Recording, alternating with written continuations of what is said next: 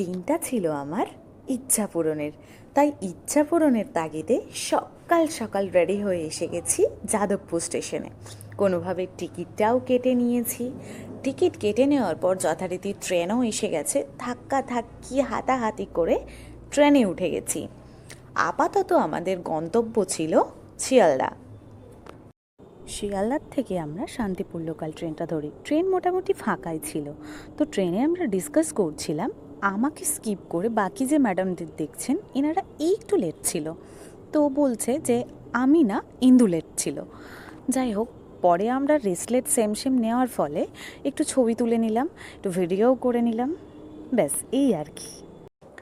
Train থেকে আমরা নেমে গেছিলাম নৈহাটি স্টেশনে। সেদিন ট্রেনে যেমন ভিড় ছিল না, সেরকমভাবে প্ল্যাটফর্মেও অতটা ভিড় ছিল না।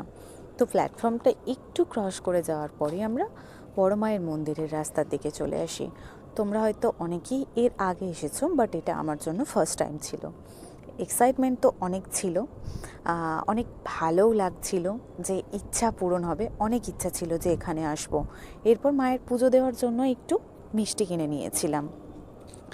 তারপরে আমরা গঙ্গার দিকে উদ্দেশ্য করে চলে গেছিলাম। তো গঙ্গাতে আমাদের মতো অনেকেই এসেছিল। অ্যাকচুয়ালি আমরা এসেছিলাম একটু গঙ্গার জল মাথায় দেওয়ার জন্য। দেখতেই পাচ্ছ খুব সুন্দর একটা পরিবেশ, একটা সুন্দর মনোরম পরিবেশ। চলে গেছিলাম লাইনে দাঁড়ানোর জন্য। তো লাইনে মোটামুটি একটু ভিড় ছিল, তবে কিছু মনে হচ্ছিল না যে আমরা পুজোটা তো দিতে পারবো এটা ভেবে, মায়ের কাছে তো এসে গেছি এটা ভেবে।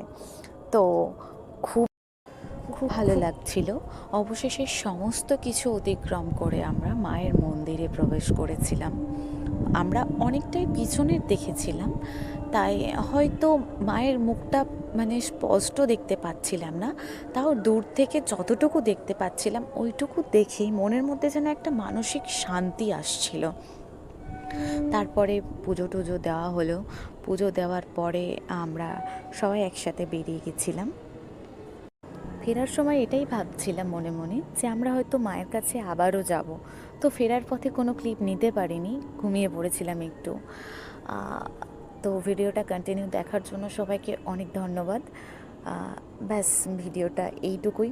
আবারও হয়তো নেক্সট ভিডিওতে দেখা হবে। চলো আপাতত টাটা।